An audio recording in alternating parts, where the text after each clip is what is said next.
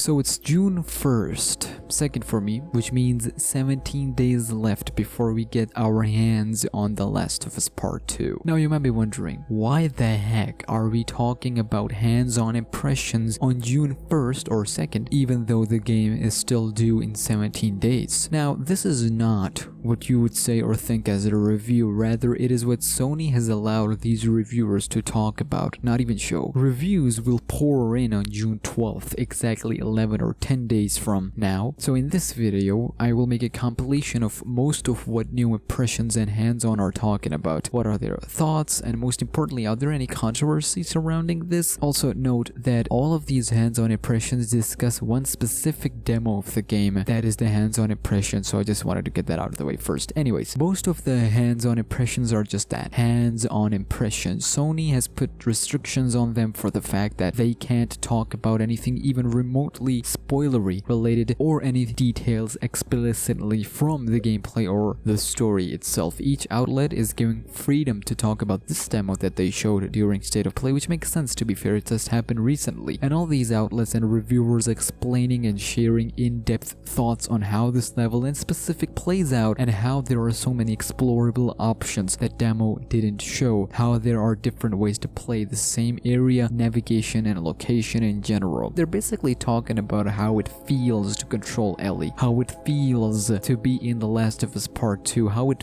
feels to experience this new world and this journey. What is this journey? What is the story? They don't talk about that. And to explain that feeling, they're allowed to tackle this demo without even talking about the story. As we know, spoilers, the Joel trailer that we saw where Ellie was pinned down, one of the pinners was this lady Nora from State of Play. Now you would think, for those of you who haven't seen the leaks, why is she following them? To get the revenge, but not any specific revenge. For the people who have seen the leak, spoilers, post golf club session, Ellie and her main objective for life is to hunt down Abby. We know what happened with that, and cut every loose tie that even remotely relates to Abby. Nora is just one of many to get what they deserve. I'm not gonna say much on that part anymore, so we'll just move back to the hands-on impressions. Now after searching so much, I came across one piece of article, and even in there it's one line, but it got my attention. However, before I get there, let's read some of the headlines as to what people think about The Last of Us 2 in terms of the impressions, early impressions. By the way, these are. We'll likely get even more reviews as we get to June 12th, and there are heavy chances of story spoilers. It is inevitable, but I will be making sure to cover anything spoiler related on the channel. Now, I found this through Reddit. Let's read the headlines. Hands-on, The Last of Us 2 review. The Last of Us 2 is shaping up to be another hit. Then ES goes around with hands-on with The Last of Us Part 2. Could this be the best game ever made? Okay, calm down, ES. With that headline and excitement, you may want to stick to tech news. Okay, I'm kidding, I'm joking. The Last of Us Part 2 seems to be surpassing the original in every way. Okay, so all these headlines usually keep the gameplay section in mind, which actually no one is denying that. It'll be without a doubt a generation-defining gameplay experience. Have you seen the graphics? Not a single game in PlayStation 4 looks any close to that. Hopefully that it's gonna be a good experience, at least from a gameplay perspective, but we're at this because of the story. Anyways, it's been a rocky road to The Last of Us 2, plagued with delays and spoiler leaks, but the Naughty Dog has reassured us that despite all that, it's going to be worth it. And after spending some time with The Last of Us 2, we agree. And the Washington Post says, how does The Last of Us 2 play? The answer is extremely well.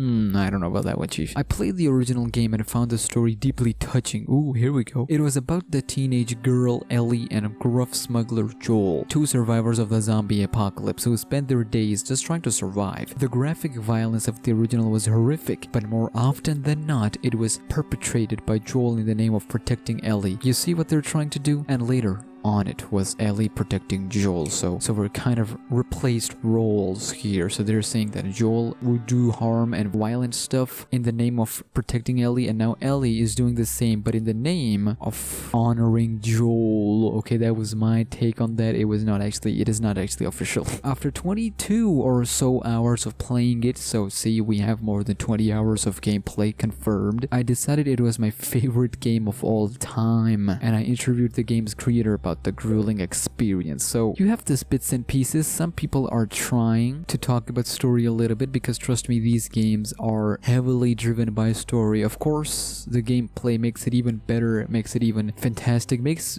it Game of the Year worthy, but you get my point. So it's clear that, and they've actually made it clear that the gameplay experience is top notch. It surpasses the first game in terms of animations, mechanics, movement, crafting, and all of that good stuff. It has every quality in gameplay. It needs to be the best game of this generation, but Greg Miller's take on all of this, since you know he's one of many to experience this, was very interesting. You know, I have Last of Us Part 2. You know, I've probably played more than just this demo. Just this demo, right, Blessing? I will go back to what I said coming off the last preview I did, which was the first preview, right, of the two different sections, one of which was just mainly storytelling with Dina, and then the second one was engaging with other human enemies, right? Playing this part of it, I stand by what I said off the first preview event, which is I don't understand how anything else could be Game of the Year.